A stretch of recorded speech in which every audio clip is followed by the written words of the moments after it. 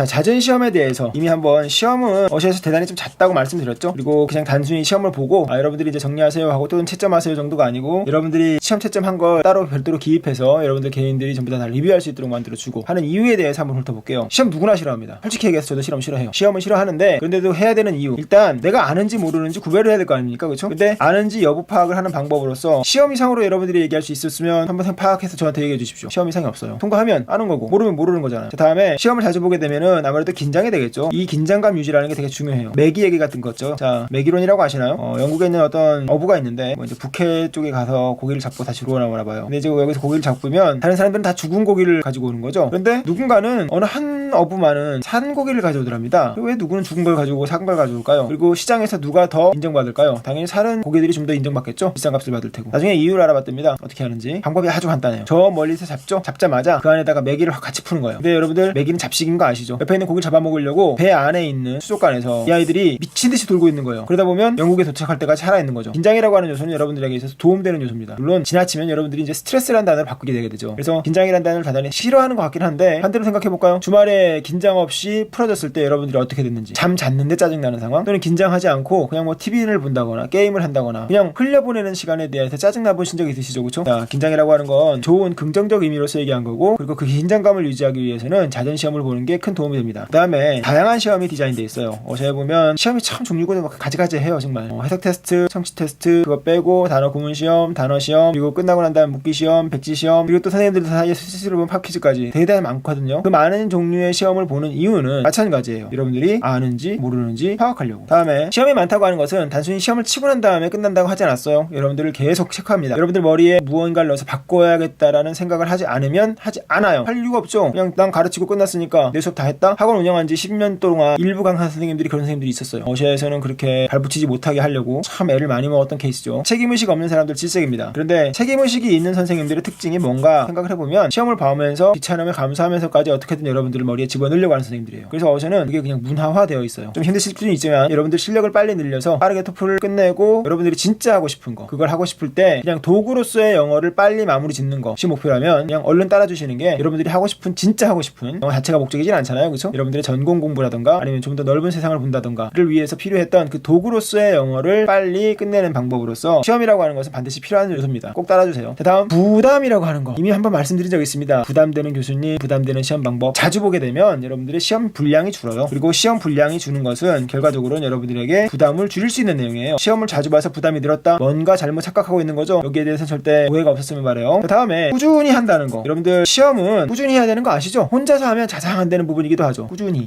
이 단어 힘들어요. 그죠? 어려워서도 아니고 물론 어려울 수도 있죠. 옆에서 누군가 도와준다는 것도 도움 되니까. 하지만 더 중요한 건 어렵지 않다 하더라도 꾸준히 하는 거. 대단히 중요한 요소입니다. 그리고 이것을 가능케 하는 게 잦은 시험이에요. 그리고 또 하나, 이제 분위기로서 옆 사람들 다 합니다. 뭐 하겠어요. 같이 앉아있는데 옆 사람들 다 시험 준비하고 있어요. 계속 잡니까? 나도 당연히 해야겠죠. 옆 사람들 다 하니까 그 분위기라는 게 무섭습니다. 저게 될까? 모두가 의심하는 상황에서는 그냥 내가 안 되는 것도 당연한 거예요. 그런데 다 되는 거잖아 라고 모두가 얘기하고 있는데 난 될까? 라고 생각하는 사람도 드물거려. 자, 옆 사람들 다 합니다. 다 통과하는 게 분위기인 거예요. 그렇다면 나도 당연히 돼야겠죠. 덤덤하게 하면 돼요, 그냥. 자, 다음에 나도 모르는 내 능력을, 성적 기록을 보고 자신감을 얻어가는 과정. 이게 대단히 중요해요. 여러분들 시험을 보고 난 다음에 한 번, 두 번 시험을 통과하고 나서, 자잘한 시험이지만 그 시험들을 통과하면서 여러분들 스스로가 실력이 쌓이면서 자신감을 얻는 것을 확인하셔야 돼요. 그 자신감이 많이 쌓여야 그래야 시험장 갔을 때 덤덤하게 시험 볼 수 있죠. 당연히 되는 거 아니에요? 내가 시험 문제가 어려워요. 그럼 남들도 어렵겠죠. 내가 문제가 쉬우면 남들도 쉽겠죠. 이런 망한 거예요. 자, 내가 어려워요? 그럼 남들도 어려울 거예요. 당연하지. 근데 내가 쉬우면 그래도 남들은 어려울 수 있어 라고 할 수 있을 만큼의 자신감 빨리 만드시면 시험장 가서 그렇게 어릴 필요도 없죠. 그냥 어려우면 어려운 거보다, 왜? 다른 사람도 어려울 거니까. 내가 어려운데 다른 사람은 안 어렵겠어? 또는 내가 쉬워. 내가 딱 봤을 때 이 난이도는 분명히 남들이 어려워할 거야. 그냥 덤덤하게 시험 보고 좋은 점수 찍어주고 나오면 되는 거죠. 뭐 그냥 해주면 되는 거죠. 뭐 그 정도야. 그죠? 자, 다음. 자, 성취감은 자신감과 같이 비슷하게 연결되는 부분으로서 꼭 기억해 주시고요. 그 다음, 좀 더 공격적인 자세로 더 빠른 실력 향상을 위해서는 시험을 꾸준히 보셔야 돼요. 매일마다 일정량 보는 시험에 대해서 좀 긍정적인 신호를 스스로에게 줄 수 있도록 만들어 주시고요. 그 다음, 문제 파악 기능 당연히 있죠. 여러분들 누차 얘기하지만 우문현답이라는 거 기대하지 마세요. 질문이 명확하면 답변이 쉬워져요. 그런데 답변이 안 나올 때 여러분들은 답이 뭘까를 고민하기 전에 그럼 내가 올바로 질문을 했나, 문제를 파악했나를 먼저 좀 검토해 보시기 바랍니다. 문제 파악 기능에 있어서 시험만큼 좋은 게 없어요. 딱 봤을 때 내가 모르는 게 딱 눈에 띄거든요. 그거 잡아드리면 되죠. 당연히 내 실력이 느는 거고요. 다음에 공부 데이터 데이터가 쌓여서 내 공부 노하우랑 그리고 나중에 심지어 본인의 공부 패턴까지 발견할 수 있고 이걸 개발까지 가능할 수 있어요. 공부 버릇인 거 아시죠? 사람은 자기가 무언가를 배운다는 것은 그 배운 무언가를 내 몸에 붙인다는 거예요. 다른 말로 하면 버릇이 된다는 거예요. 새로운 기술이 배워졌다. 새로운 버릇이 들었다. 내 몸에 뭔가가 장착됐다는 얘기니까요. 자, 궁극적으로는 토플뿐만 아니라 데이터가 쌓임으로써 토플은 당연히 되는 거고 공부 노하우랑 패턴 그리고 그 위에 본인의 공부 개발 방법까지 찾을 수 있는 그런 기회가 됐으면 좋겠고요. 다음, 강사 선생님들이 참 작게 확인을 해요. 시험 잦으면 누가 확인하겠어요? 그러면 여러분들의 의지 매일마다 안 북돋겠습니까? 살살 갈굴거려 삐지지 마시고요. 여러분들에게 아무 감정 없습니다. 그냥 잘되라고 그러는 거예요. 그러면서 뭔가 문제가 있으면 지적을 했을 때